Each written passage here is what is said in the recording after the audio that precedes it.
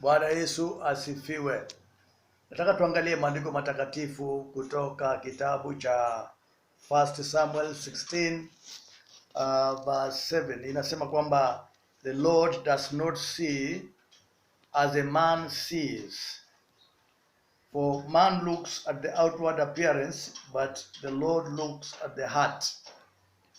Ya kwamba Mungu haangalii kama vile wanadamu wanavyoangalia, na yeye haangalii vile mtu alivyo ama anavyoonekana. Muonekano wa mwanadamu haangalii muonekano ule, lakini yeye huangalia moyo, kwa sababu uhusiano wa Mungu siku zote na mwanadamu ni uhusiano wa moyo. Na ili neno lake lidhibitike kwamba alikuja kulitakasa kanisa na kufanya watu wawe wake, kwa sababu katika kuokoa Mungu alitamani awe na watoto wake, awe na watu wake. Neno la Mungu linasema ya kwamba yeyote akiwa ndani ya Kristo, yeye ni kiumbe kipya. Tazama, ya kale yamepita na mambo yamekuwa mapya. Na pia hapo utakuta kwamba sisi pia tu kazi ya Mungu, tumeumbwa na Mungu kwa ajili ya kazi yake. Sasa wakati wote Mungu akikuangalia, ukuona kwamba wewe ni new creation. Sijui wajionaje, kwa sababu wanadamu wengi wanajiangalia katika mambo ya nje. Mtu anaona anafanana na fulani, na kana fulani, nataka kuwa kama fulani. Lakini haswa Mungu haja yake ni uhusiano wako na yeye. Na kwa sababu anapokuangalia ndani ya Kristo, anakuona kupitia kwa Kristo. Anapokutazama anaona Kristo kwanza. Anapokufikiria anafikiria Kristo kwanza. Na Biblia inasema kwamba mambo ya zamani yamepita, na tazama mambo yote yamekuwa mapya. Na ni kwa sababu umeumbwa katika Kristo ili utimize kazi ambazo Mungu alitayarisha kwa ajili yake, uzifanye wewe unapotembea pamoja na yeye. Kitabu cha Efeso 2:10 inasema kwamba for we are his workmanship, created in Christ for good works, which God prepared beforehand that we should walk in them. Kwamba sisi ni kazi ya mikono yake ambayo Mungu alitayarisha tangu mwanzo ili tuweze kutembea pamoja na yeye. Haswa muhimu ni kwamba yeye alitaka kuwa na watu, his own possession, ambao ni watu wake, watu akawaita watu wake. Unajua duniani watu wamejiachilia na mambo mengi, wanafuata mambo mengi hapa duniani, na wamejiweka katika vilabu na mambo mengi, na katika tabia mbalimbali na magrupu mabaya, na wanajitambulisha na vitu nyingi.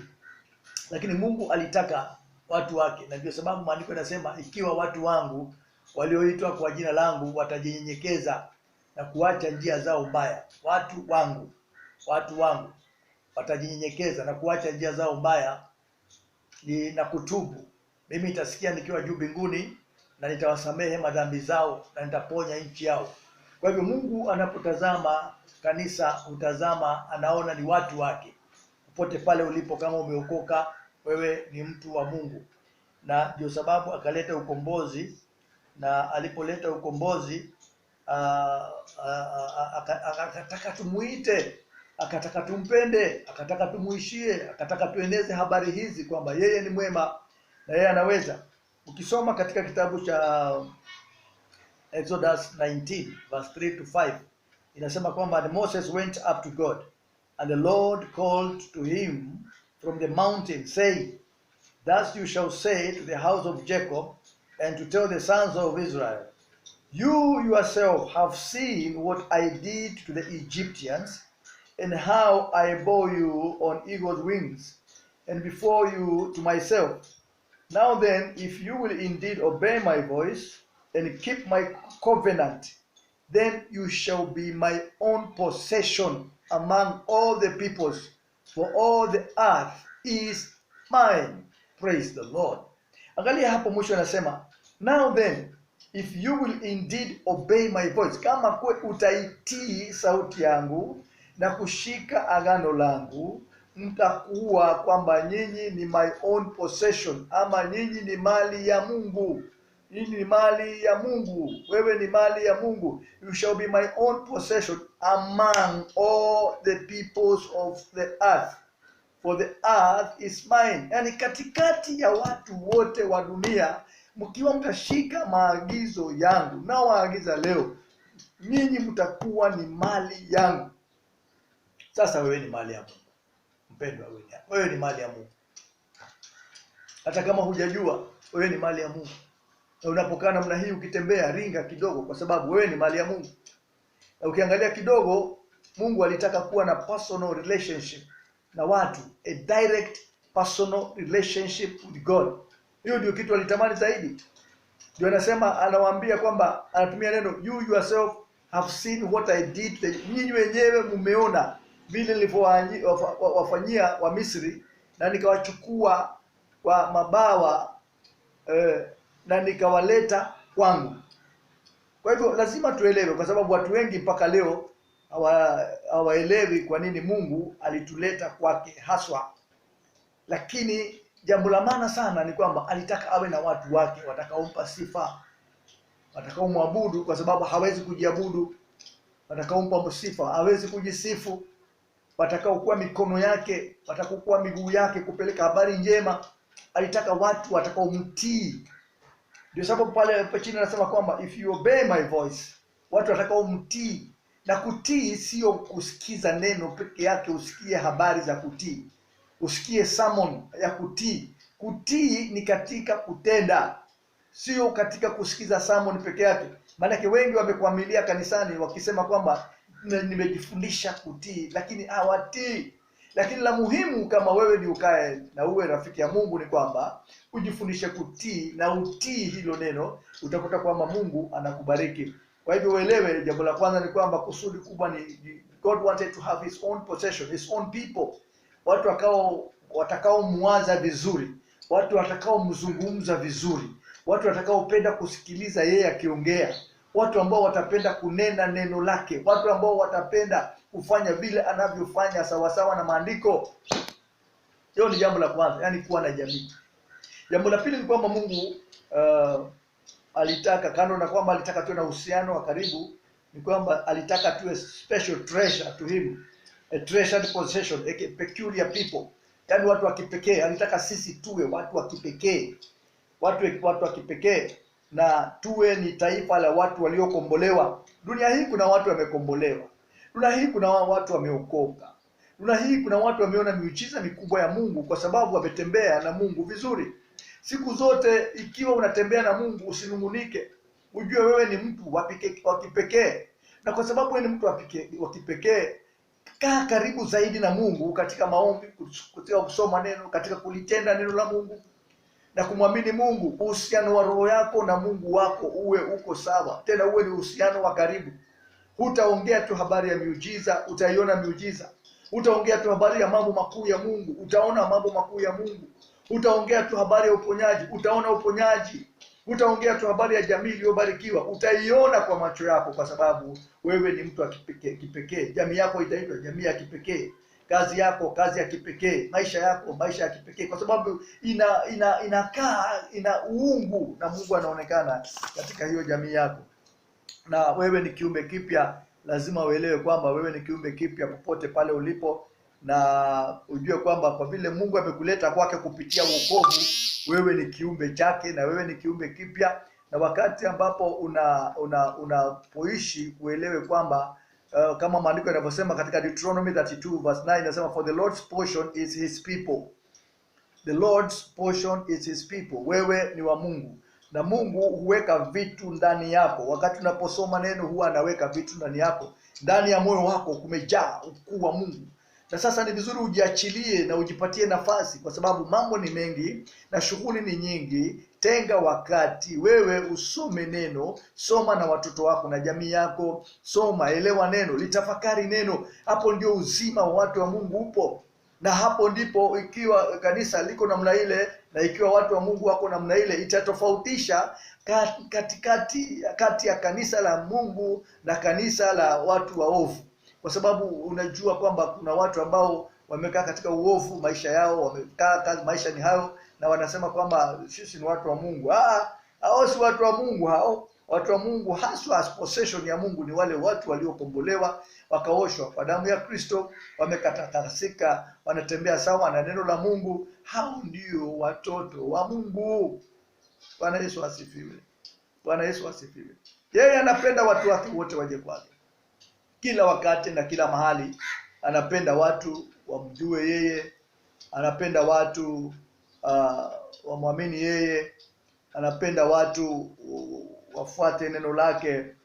Na Kristo mwenyewe aliomba kwa ajili ya hawa watu wake, akasema kwamba ukisoma katika John 17 verse 20 to 23, anasema I do not pray for this alone, but also for those who will believe in me through their word, that they also may be one, as you, Father, are in me, and I in you, that they also may be one in us, that the world may believe that you sent me.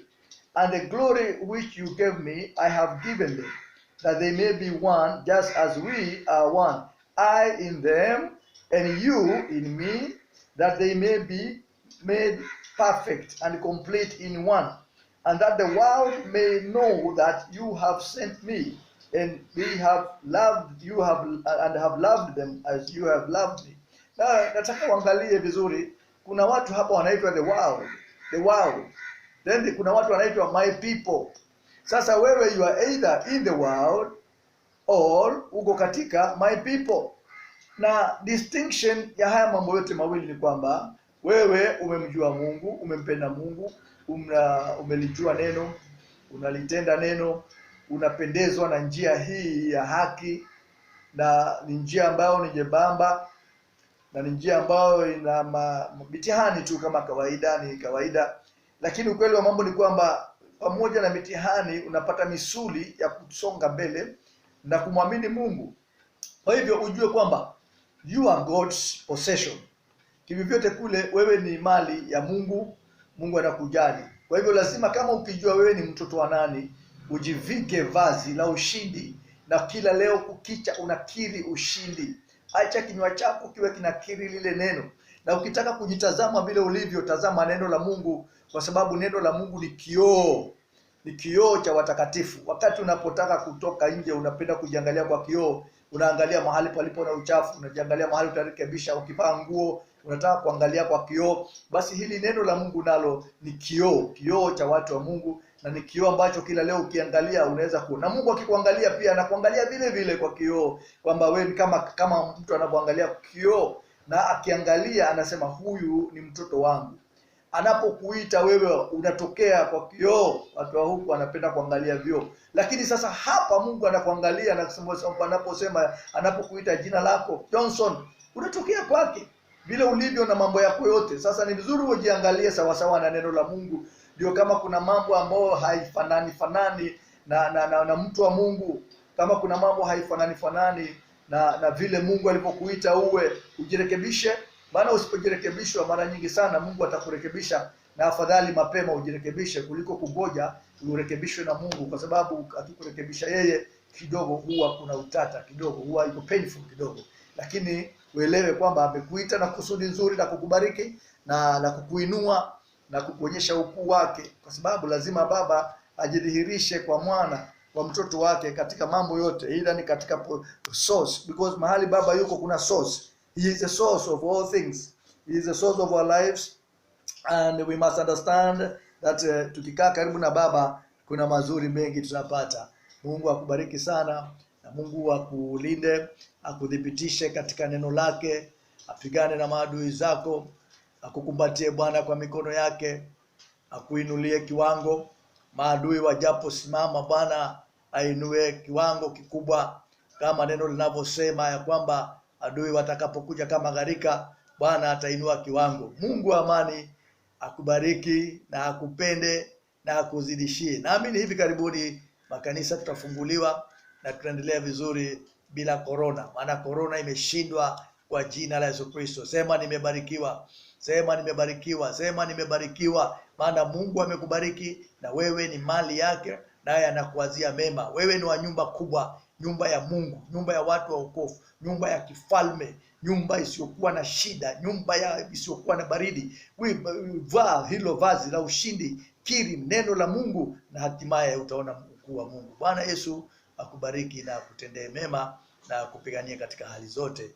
Asante, asante, asante. Mungu wa amani akubariki. Amen, amen, amen.